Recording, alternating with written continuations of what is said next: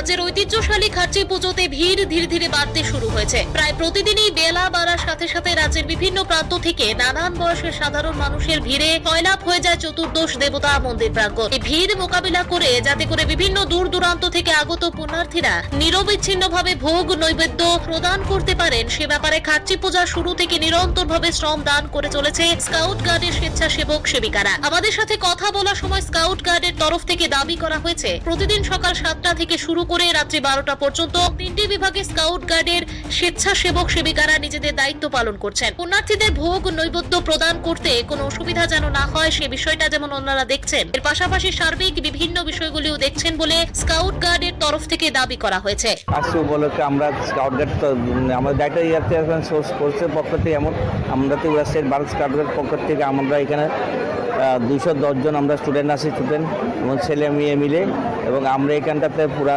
পূজার যে খার্চি পূজার যে মেলার যে দর্শনার্থীদের ভোগ দেওয়ার যে মন্দিরটা পুরাটাই আমরা কন্ট্রোল করি।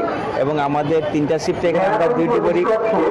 3টা শিফটে আমরা প্রথম শিফট 8টার থেকে 1টা, দ্বিতীয় শিফট 1টার থেকে 7টা, তৃতীয় শিফট 7টার থেকে 12টা, রাত্রে 12টা আমরা এখানে ডিউটি করি।